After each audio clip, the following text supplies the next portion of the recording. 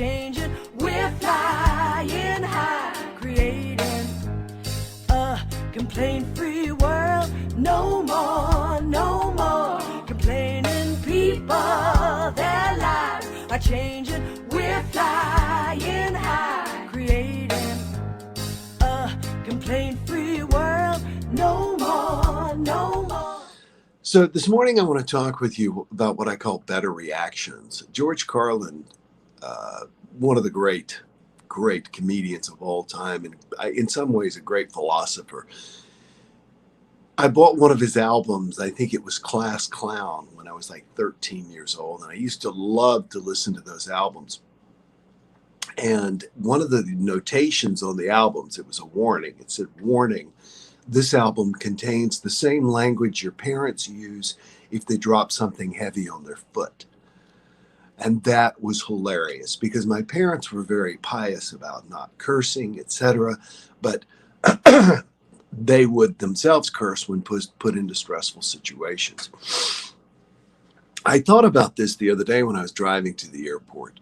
I've really been working to master the art of packing when I go on one of these speaking events, and that is to get clothes I can use over and over again. And there are certain clothes made out of certain fibers. For example, this t-shirt, this is I'm trying to think of the name of the brand.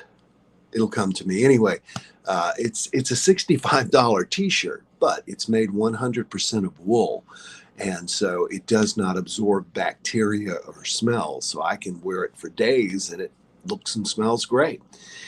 So I pack less things when I travel. I'm driving to the airport and I stop at Starbucks to get breakfast and to get a venti coffee because I've been up since 3 o'clock in the morning. Get the coffee, get the sandwich, and I'm driving and I reach into my console to grab the cup by the lid, as we all do. And as I went to lift it up, it dropped. Now, not only did it drop straight down, this is a big cup of coffee, 16 ounces or more of coffee. It dropped, hit the console, bounced, and upended in my lap as I'm driving to the airport. An entire large coffee. Now, the interesting thing is, I was raised in a family where if the least little thing happened, you made a big deal of it. That's just the truth of it, to get attention from other people. When I talk about complaining and the 5 reasons people complain, getting attention, people just, it's almost a way of trying. You've got 5 dramatic people. The way to stand out of the crowd and to get attention is to be the most dramatic person in the room. So if something little happened, you made a big deal out of it. What I've discovered is, number one, that does not endear you to other people. Other people who were not raised in my family and used to such bombastic behavior, they tend to frown on you getting so reactive when things happen. So I've been thinking about that. And the other thing is that I've noticed that when you become super reactive to something that happens, and happens to all of us, we all drop things on our foot or whatever, then you actually elevate your level of being upset, and it maintains in your body longer. It lasts in your body longer. So one of the things that I have started to do is when normal, silly, stupid things happen is to just say, stay calm. Or the calmer you are, the faster you'll fix it. Or the calmer you are, the faster you'll find it. And I get ample opportunities to practice this. This past Monday, today's Thursday, so just 3 days ago, I got up on a Monday morning, had not slept very well. And I went into the kitchen to make my coffee. And as I reached for the coffee pot, I brushed a glass off the counter and broke. First thing Monday morning. Now, my mind in the past would have wanted to connect Monday and this happening. And I reminded myself that Monday is just a day. And in fact, we have arbitrarily all decided we go to work on Mondays, etc. Or don't like Mondays. And so I just, again, stay calm. I then walked into my studio, my broadcast studio, and one of the lights blew out. And just as I was about to do a live interview with someone for Develop Your Potential 2021. And again, my mind wanted to connect that, but I decided that, and it wanted to connect the previous thing. The fact that I broke a glass, now this light is not working, are somehow connected. They're not connected. They're isolated incidents. Because of human beings' negativity bias, we notice negative things more than we notice positive things.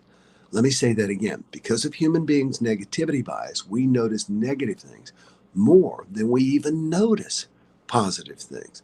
So, of course, it's easier for us to go around feeling negative or unhappy when things happen.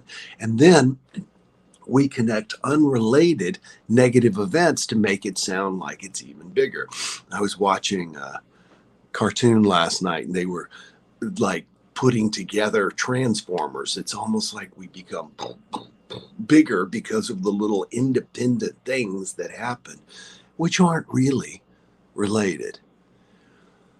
As soon as I dropped that cup of coffee and it bounced and went into my lap, luckily I was wearing nylon pants. And so the heat didn't burn me that bad. I really didn't feel it that much. But I immediately went to stay calm. I'm driving. I have just bounced coffee into my lap, soaked myself. The dashboard is soaked. The little cup holder has about that much coffee in it. I mean, this was a 16-ounce cup of coffee. And my first thought was just stay calm, stay calm. And so my next thought was get off the interstate. So I did. My next thought was find a place to pull over. And I did. Luckily, I found an abandoned parking lot. And then I began to assess what I could do about it. Now, what I skipped in the middle was, oh, I've got my curse words. I've got my words, just like you do. Everybody does. But I skipped that step. I skipped that reactiveness. And it made me feel so powerful. It really did. I sat there and I pulled over, and as soon as I got there, I said, okay, number one, I have extra clothes in the trunk, which is great. It's not like I'm on my way to a date or something like that in Miami. I have extra clothes in the trunk. So I've got that. My second thought was, how am I going to mop up all this coffee? And then I remembered I've got a towel that I use when I play pickleball in the trunk to wipe sweat off my forehead. And so I began to assess the situation, put together a solution, and then I approached it. And I did it. And then the only person I think I told about it was my daughter, but I made sure I told her in a can you believe this way, which is complaining, but just relating facts and more sharing how proud I was at my ability to maintain my equanimity. What I'm trying to say is that no matter what your reaction is to a negative incident, you can bring it down a little bit.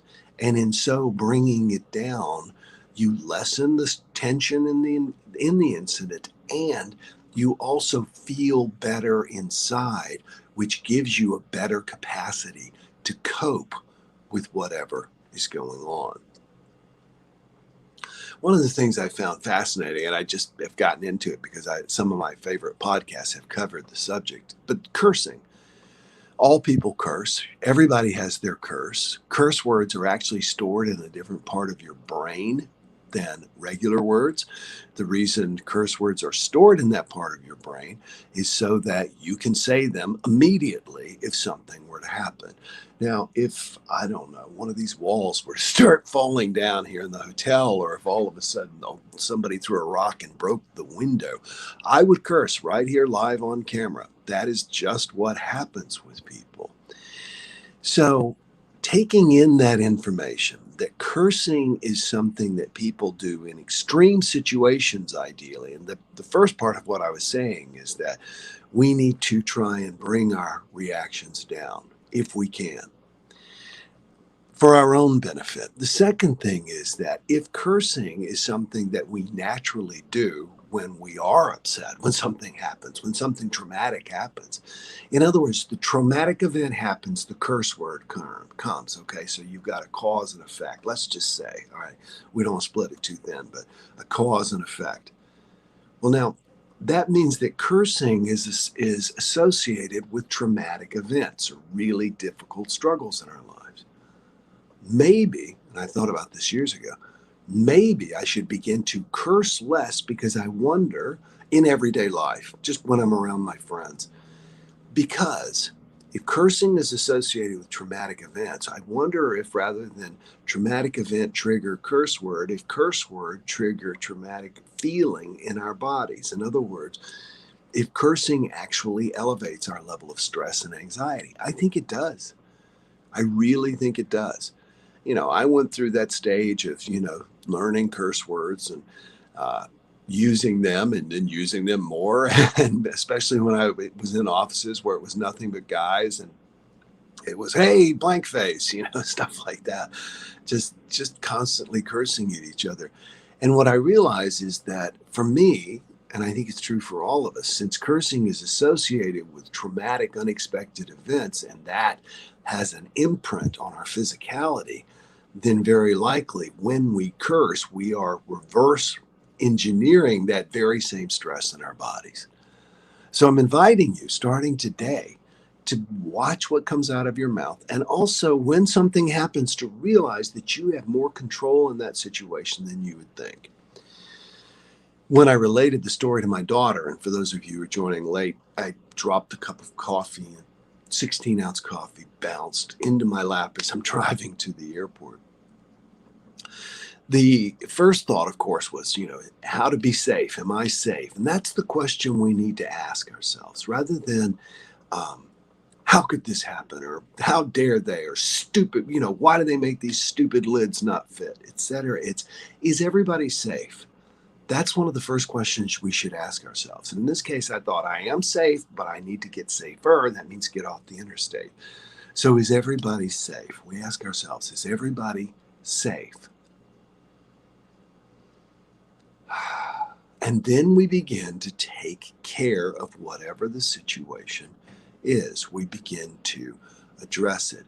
There is a gap between what happens and our reaction. Now, I was raised with, you did this, therefore I did this. In other words, you come up and stomp on my foot, and I jump up and punched you. I punched you because you stomped on my foot. No, that was a choice. Well, as I was growing up, I would have said, no, there is no choice. That's just the way it's done. No, there is a conscious choice. And in every situation that is traumatic, we have a conscious choice, and we make it. We make it. For example, if somebody bigger than you, big man, burly guy comes up and pushes you out of the way to get in line at the airport or something like that, okay? Your conscious choice is not to punch this guy because he's so much bigger than you and could pummel you. That in and of itself is a conscious choice. What I'm saying is that I'm not asking you to do something any more than you are already doing. I'm simply asking you to move the line forward a little bit such that you are in even more control. So that your first thought is everybody safe? Rather than how dare this happen or what a stupid thing, etc. The other thing is, it occurred to me when I dropped that coffee in my lap. The second thought I had was after, is it safe? How often does this happen in my life? And I remembered, actually, I was driving to high school, 17 years old. I still remember what color pants I was wearing. I was wearing kind of light blue pants, and I had coffee in my hand. Dropped it, spilled it into my lap, had to go back home. I was halfway to school. It was a 45-minute drive.